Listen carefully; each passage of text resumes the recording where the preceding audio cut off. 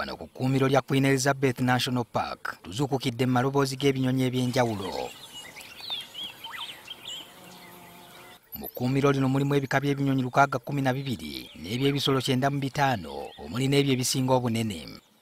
Ku ssaawa 2:30 tutuuse abakuumi b'ebisolo we bagumba era basoose kutufalaasira nga tetunnatandika kutambula. I welcome you to be part of us in locating these animals. In the wild, you can never have a sure deal, right? But with experiential, you have very high chances of sighting what you want. So we wish you the best and we hope you enjoy it. Oluvannyuma twesozze emmotoka eno ne tutandika olugendo lw'okulambula nga Venetius tusaba akulira ebyokulambuza ku kkuumiro lino aliko byagenda atunnyonnyola ku kifo kino. In size, it is the second. But in attractions, I may say it is second to none. Libadde teriri busa ng'amaaso gaffe gagwa ku mpologoma zino. Wano tusanzeewo n'abalambuzi abalala nga nabo batandise dda okunyumirwa akaseera kano.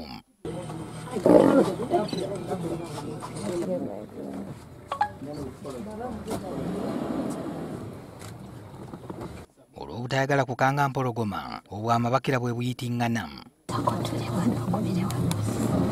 Tumazeewo eddakiika nga 15 ne tweyongerayo ku lugendo lwaffe n'essuubi ery'okugwa ku bisolo ebirala.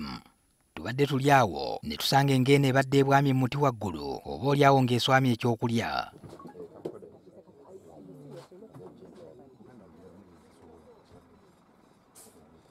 Erudde eddaaki n'ekyusa enfo weesobola okwetegerereza obulungi eremwe kuyitwako. Tweyongeddeyo mu lugendo era gye tugwiridde ku mpologoma endala 6 ezigudde ekiyiifuyiifu ku kagabi akato era nga buli emu erwana kulaba ng'ekakavvulako ekifi.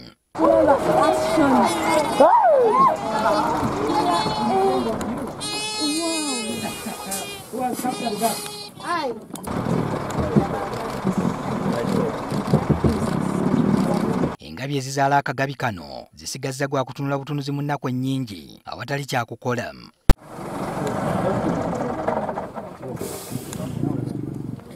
Wakati mu lutalo lw'okufuna ku nnyama waliwo empologoma emu erabiddwako ng'edduka n'ekisambi kasika akali okumpi mu ngeri y'akange kakira kaffe.